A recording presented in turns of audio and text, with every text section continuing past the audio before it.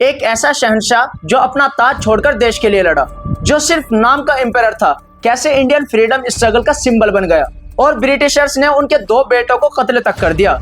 ये कहानी है बहादुर शाह जफर की, एक ऐसा शहंशाह की जो मुगल एम्पायर का आखिरी ताज था, लेकिन उनकी जिंदगी ट्रेजेडी और रेजिस्टेंस की मिसाल बनी। बहादुर शाह जफर की पैदाइश 1775 में दिल्ली में हुई थी। वो अकबर शाह सेकंड के बेटे थे और मुगल सल्तनत के 19th और लास्ट एम्पायर बने इन 1837। उनका असल नाम अबू जफर सिराजुद्दीन मोहम्मद था।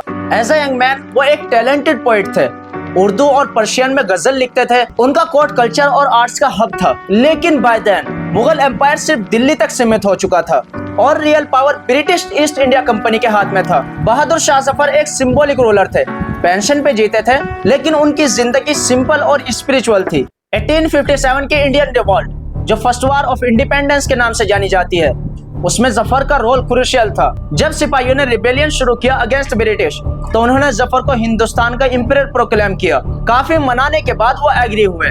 80-82 साल की उम्र में उन्होंने 1857 के रिवॉल्ट को लीड किया, लेकिन ये उनके लिए टर्निंग पॉइंट था। जफर ने रेबेल्स को सपोर्ट किया, फतवास इश्यू किए यूनिटी के लिए हिंदूस और मुस्लिम के बीच, और दिल्ली को रिवोल्ट का सेंटर बनाया। उन्होंने अदर रूलर्स को खत भेजे, जैसे नाना साहिब, रानी लक्ष्मीबाई, ताकि वो भी लड़ाई में शामिल हो। ये उनका कंट्रीब्यूशन था टू इंडियाज फ्रीडम स्ट्रगल, जिसके बिना पर वो सिंबल बने सोवरेनिटी और रेजिस्टेंस के। लेकिन रिवोल्ट फेल होने के बाद सितंबर 1857 में ब्रिटिश फोर्सेज ने दिल्ली कैप्चर कर ली और जफर को अरेस्ट कर लिया गया जब वो हुमायूं टॉम्ब में छुपे हुए थे। उनके 2 बेटे मिर्जा मुगल और मिर्जा खिजर सुल्तान, जिनका British officer captain William Hodson ने ब्रूचली मर्डर कर दिया। बहादुर शाह जफर जब जेल में थे तो उनके दोनों बेटों की गर्दन काटकर प्लेट में रखकर उनके सामने लाया गया। जरा सोचे कितना खौफनाक मंजर होगा। इस वाकये ने जफर को अंदर से तोड़ दिया। उनकी एक मशहूर गजल जो उन्होंने जेल में रहते हुए लिखी, लगता नहीं है दिल मेरा उजड़े दयार में, किसकी बनी है आलमे न पायेदार में,